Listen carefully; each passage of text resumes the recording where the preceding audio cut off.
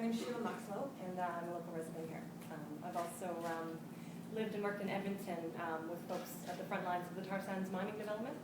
And I just wanted to raise the concern that you are not willing to, I guess, admit that tar sands diluted bitumen does have different characteristics than conventional oil, that it is more toxic, that it is more subject to spills, and that it is more difficult to clean up.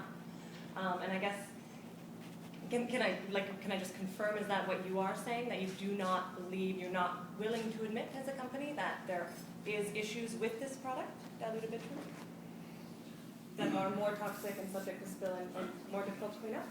I'm not going to admit that diluted bitumen in our pipeline is any different than any other heavy crude in our pipeline.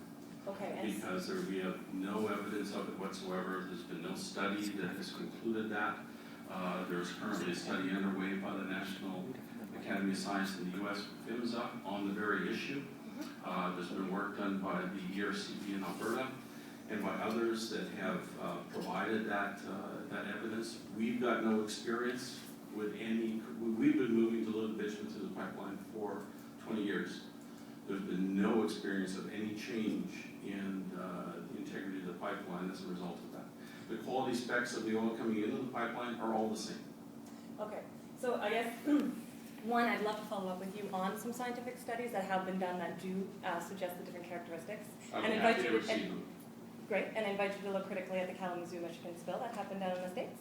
But on that front, then is it safe to assume that you have done no upgrading whatsoever of your first responders in terms to how to deal with diluted bitumen spills, nor the oil spill cleanup equipment that would be required if such a spill was to happen, say, within our Vedder River or Fraser River, given that bitumen does have the tendency to sink in fresh water and is much more difficult. You're making those claims that I haven't yet agreed with. Okay, so it is safe to assume that you've done nothing on that front? Is it safe to assume that you've done nothing on that front? We have not changed our response capabilities or equipment for diluted bitumen different than any other heavy crude. Okay, and it's yet, all heavy crude. And yet you do admit to pumping this new product through a 59-year-old pipeline that was built for conventional oil standards and natural gas, correct? The standards of pipeline construction haven't changed. The pipe has not changed. If anything, the quality, is as good today as it was then.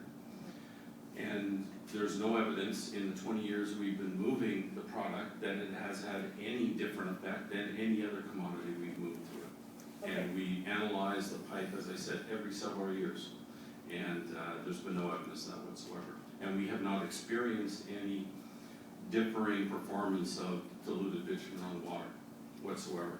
In fact, the incident we had in Burnaby, if you recall, in 2007 was oil sands commodity that through a city sewer made its way into Burrard Inlet, as you know, and it floated, and we were able to collect it. It was a synthetic form of the crude, but yeah, I appreciate you trying to draw the link. It was just for those of us who crude. have differing opinions, what would really be appreciative is if you could give us prior information about when these shipments of diluted bitumen are coming through the pipeline that does pass through significant areas of our community. There's no difference whether it's diluted bitumen or heavy crude in the pipeline. And for those of us who differ. And I don't know if this is for me when I have a debate about it. I'm happy to meet with you another time.